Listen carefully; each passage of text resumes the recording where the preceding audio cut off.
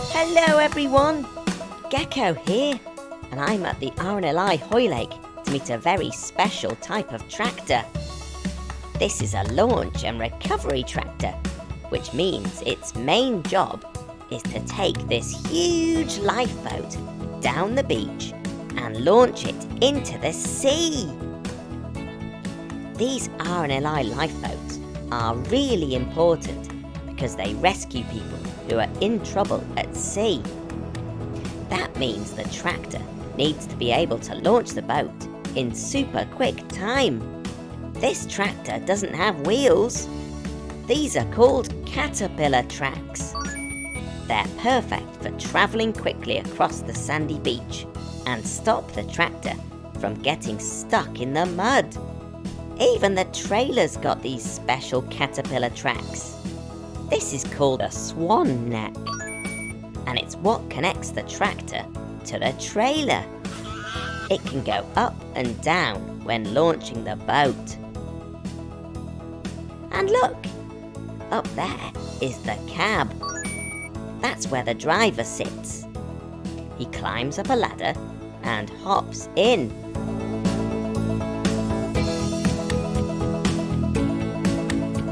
Look, the amazing crew of the RNLI are launching the lifeboat right now.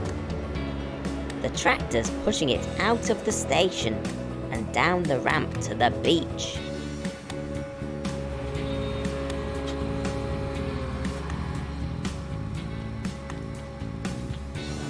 Wow!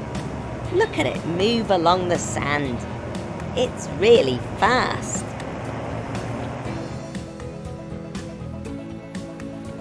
I almost forgot to tell you. This tractor's amazing because it can go under the water. No water gets into the cab because it's totally sealed, a bit like a submarine. Look how deep it's gone. The driver lifts the swan neck, which tilts the lifeboat. Then the boat just slides off. Hooray! The crew of the RNLI are volunteers. They give up their free time to save people who are in trouble, which means they also have to do a lot of training.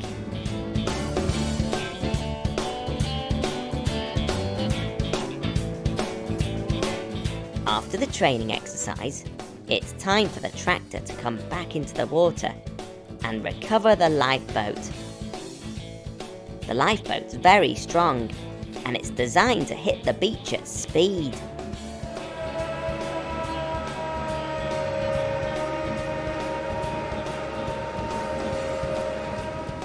This is the winch. The crew attach the rope from the winch onto the lifeboat. The swan neck tilts the trailer, and the winch pulls it on. Amazing! Wow, that's like magic!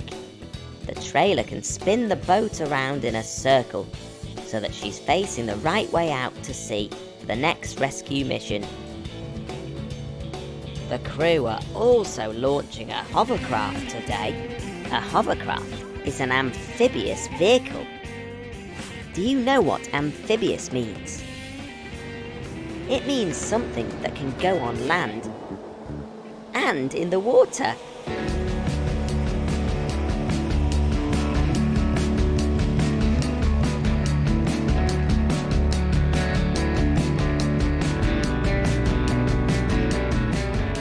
This is Chris, and he's today's hovercraft commander.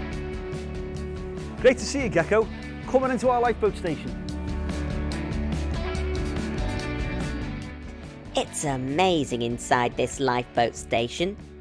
There's so many huge vehicles that are all designed to rescue people who are in trouble at sea. Gecko, would you like to join us on a hovercraft training exercise? Oh yes, please, Chris.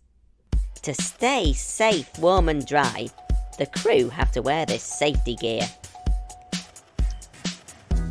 The helmet is actually called a Gecko helmet. Can you believe it? It's a real team effort to launch the hovercraft. Push, team! The hovercraft is very heavy, so a big tractor is used to tow it safely down to the beach.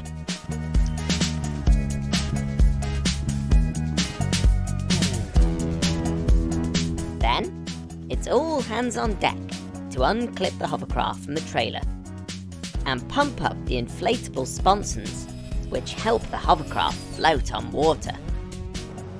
Then the pilot uses the engine to glide back onto the beach. Hooray! Wow, look at all of these levers and switches. It all looks very complicated. Nick is the pilot and it's his job to fly the hovercraft. To start the engine, Nick turns this key. We can't see them, but underneath the hovercraft are 2 fans, which blow air downwards. This fills the skirt with air, making the hovercraft lift off the ground. Wowzers trousers! The big fans at the back are called the thrust propellers, and these push the hovercraft forwards. When Nick moves this lever, the rudders at the back move. It's these rudders that steer the hovercraft left and right. Nick makes the fans move faster and the hovercraft glides forwards. Woo, that is amazing!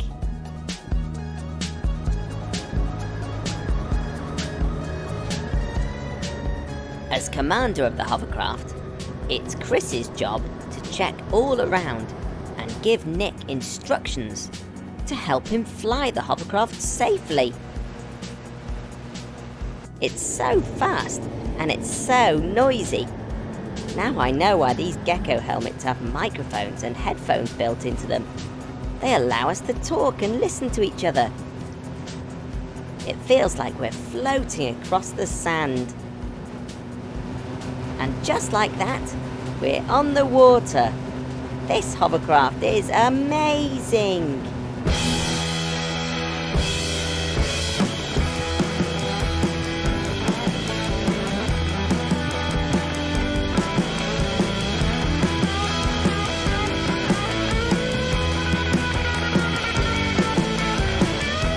It's now time for me to hop off and let the crew do their training exercise.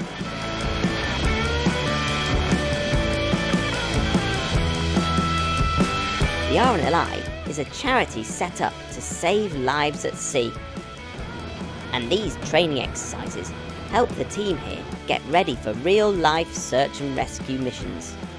So, to be as prepared as they possibly can be, the team practice. Today they're practicing how to rescue someone who is stuck in the mud.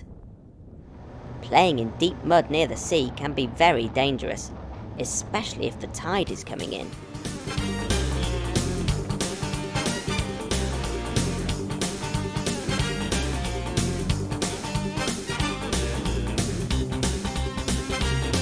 Now that's what I call getting stuck in.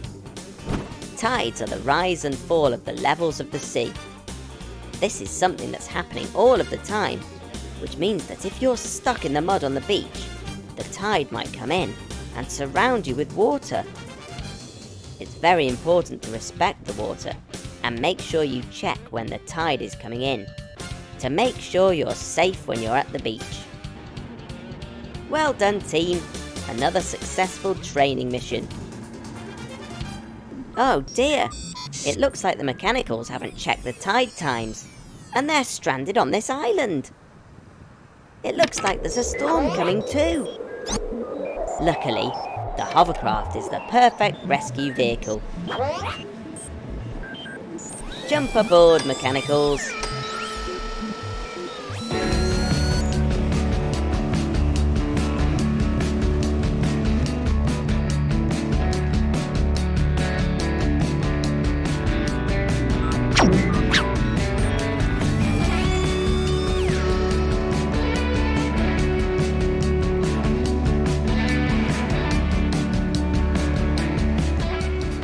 muddy the hovercraft is.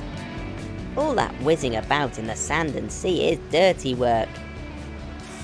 Every time the hovercraft is called into action, the RNLI crew take great care to make sure it's cleaned up and ready to be used again. Here in the nice dry lifeboat station is the perfect place for the hovercraft to sleep for the night. Thank you very much to the fabulous crew from RNLI Hoylake for allowing me to spend the day with them and their amazing hovercraft. It's been absolutely brilliant. I'll see you again soon. Bye!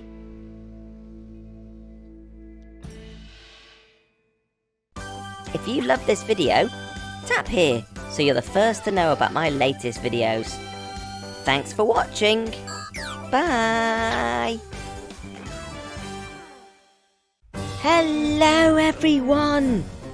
I'm here with Mr. T, the ice cream man, and we're going to be making a super spooky Halloween ice cream. Yes, Gecko. Today we're going to make a horrible Halloween ice cream. But first I think we need to change into our Halloween costumes.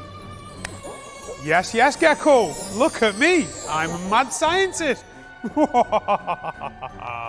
And I am a scary vampire. I hope there's no garlic in the ice cream. What's next, Mr. T? We're gonna make ice cream in a witch's cauldron today. We're filling the cauldron up with ice cream, Gecko, and then we're gonna put lots of ghoulish sweeties on there. Wowzers! That cauldron fits a lot of ice cream in it. I've never seen an ice cream that big. Look at that, Gecko. Now we're all ready to put some ghoulish, gory toppings on top of your ice cream. Oh, this is my favourite bit. Let's start off with these red-blooded snakes.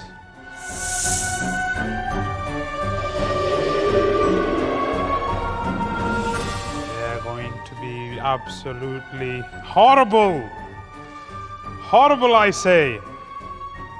There we have the eyes of a newt picked this morning. Ooh, these sweeties are creepy. And we have the heart of a frog. And the teeth of a vampire. Oh dear. That doesn't sound good for me. And now we have some spooky chocolate crumbles. And then on top of this, we put some powdered vampire's blood. And some lovely, lovely, horrible snakes.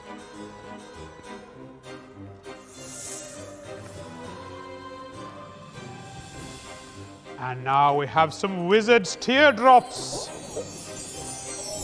Yes. Now we're done with the sweeties. I think we should add some tasty sauce. Now that looks to me like gooey werewolf's blood.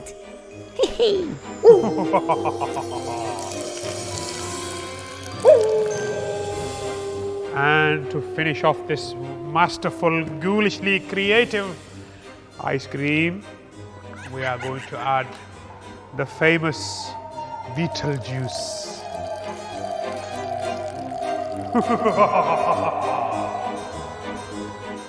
And there we have it, Mr. T's ghoulishly gory Halloween ice cream. And we all scream for ice cream. Thanks very much to Mr. T for his amazing Halloween ice cream creation. And thank you for watching. We'll see you again soon. Happy Halloween! Halloween! Bye! Hello everyone, Gecko here. I'm here at the Tarmac Quarry to meet an amazing freight train. Behind me is the locomotive. This is the part of the train that has the engine inside it, and it's where the driver sits. And these are the wagons. Wow! There's loads of them. Look, the locomotive is being connected to that long chain of wagons. These parts are called buffers. Buffers slow down the locomotive and the wagons at the last second and stop them crashing into each other. These big hooks are connected to each other. This is called coupling. These pipes connect the air brakes from the locomotive to the wagons. That's so the train can stop. Blue Mechanical, what are you doing in that wagon? Well, okay. I suppose you can't cause any damage in there. Please just stay out of trouble whilst I go and learn how you drive a freight train. This is Matt, and he's operations manager here. Let's go and have a sneak peek inside the driver's cab. So Matt, how do you drive a freight train? Right, Gecko, thanks for asking. Very, very simply, we have a power throttle here, that makes us go faster. And if we want to stop, we have some braking systems. We have two. One, if we're only a locomotive by ourselves, and the other one if we've got wagons attached. If it goes really wrong, we hit the red button, and this stops us immediately. And for any naughty people we see on the track, we sound our horn to let them know we're coming. This freight train works really hard, taking special stone all over the country. This stone is used to build houses, roads, and even schools. First, the stone has to be blasted from the ground. Big trucks like excavators and dump trucks work together to move this stone around. The stone is then crushed to make all of the pieces much smaller. But how do they get this stone from the quarry all the way over to the train's wagons? Well, inside these tunnels are amazing things called conveyor belts. They're a bit like magic moving carpets. They carry the stone all the way up and across to where the train's parked. And the conveyor belt finishes here, just above the wagons. The stone falls out of a chute into the empty wagons. Amazing! When each wagon is full, the driver drives the train forwards, ready for the next empty wagon to be loaded up. And that's it. The wagons are all full, so it's time for the train to start its journey. Oh no! I totally forgot. Blue Mechanical's still in one of the wagons. Sit tight, Blue. We'll catch up with you at the next tarmac depot. The train will now travel through this beautiful countryside for 2 hours before it arrives in the city, ready to be unloaded and turned into special building material. Freight trains are amazing because they can carry so much stuff. Over 30 houses could be built from all of the stone carried in this one train. More wagons mean less lorries on the road too, because this freight train carries the same amount as 70 lorries. Wow! And here's the train, right on time. This is the Tarmac Cross Green Depot in Leeds. The train drives along the tracks and into this shed called the Rail Offload Shed. This is Phil, and he's the rail offloader. He can talk to the driver on this walkie-talkie and ask him to stop or go. Once the first set of wagons are in the shed, Phil can empty the stone out Hop out, Blue Mechanical, before the stone disappears. Woof! Phil pulls these levers, and the doors on the bottom of the wagon open. Wow, that was close, Blue. All of the stone slides out of the bottom, a bit like water going down the plug hole in the bath. The stone falls down below onto another conveyor belt, which carries the stone up and into the tarmac plant, where it can be mixed with other ingredients and turned into concrete or asphalt. That's the stuff that's used to build houses, schools, hospitals and roads. The final step is for big trucks to load up and take the material to building sites ready for construction. I've loved learning all about the important job that freight trains do. Thanks very much to all of the team at Tarmac for letting us tag along. For now, it's cheerio from Gecko. Bye!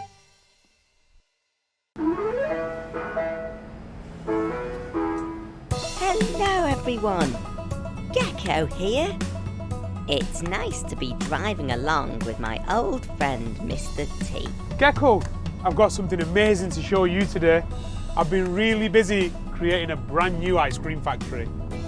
Wow, that sounds so cool. Can we go and have a look? Yeah, I've already got your friends, the mechanicals, there now, setting everything up for us. What? You've left the mechanicals on their own? In an ice cream factory? Uh-oh, that spells trouble.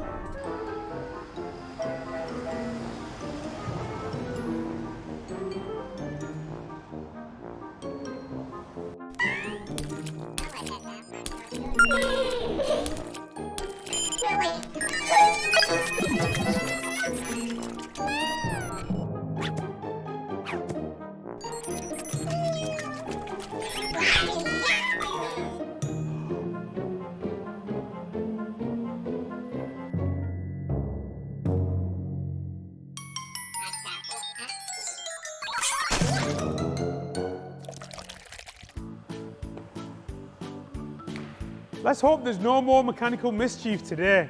Now that the factory's squeaky clean again, please can you show me around? I think the best way for me to show you how my ice cream factory works, Gecko, is to make a brand new ice cream flavour. What do you think? I think that sounds delicious. But first, we need to put our protective clothes on.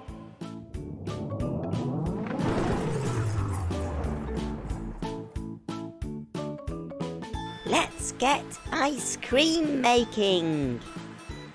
First, Mr. T needs to make a special milk mix in this really big tank. He adds 5 bags of milk powder to some water. 1, 2, 3, 4, 5.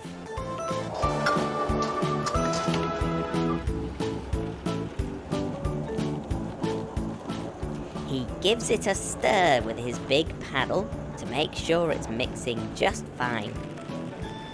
Then he adds sugar for sweetness and a few more secret ingredients. We're going to make a special Gecko ice cream. So Mr. T adds some bright green lime flavour. To make the mix into ice cream, you have to make it really, really cold so that it freezes. The mix gets moved from this big tank into the freezing machine. So Gecko, come on, let's do it. Let's make some lovely ice cream for you. But what are we going to make, Mr. T? We're going to make a lovely Gecko's Green ice cream dream just for you. So first of all, Gecko, what we do is we get the machine and we open it there and we get lots of ice cream coming out. Yummy, yummy, yummy. Wow, look at the ice cream all coming out. Look at it swirling around, Gecko. It is absolutely delicious. Ooh, look at the colour of that. Gecko, look at this. It's a lovely lime green flavour just for you. My favourite colour's green. Wow, there's loads in there. Well, Gecko, you have got an appetite, haven't you? So, Gecko, first of all, on your lovely ice cream, we are going to put on some blue bubblegum sauce. And the second sauce that we're going to put on, Gecko, is going to be some lovely, lovely strawberry sauce. Wow. And then, after that, because it's a special green ice cream just for you, we are going to put lots of these lovely green crunch crystals all over. I'm sure you're going to enjoy this one, Gecko. And we're going to be healthy and put some lovely fruit on, which is some of these nice green kiwis. Ooh, I love kiwi fruit. Kiwi is the best. And always remember, kids, make sure you have plenty of fruit. There. Doesn't that look amazing, Gecko? And then we got some lovely, lovely geckos. Wow. We'll get some of these lovely spanner cookies. Wow, look at them.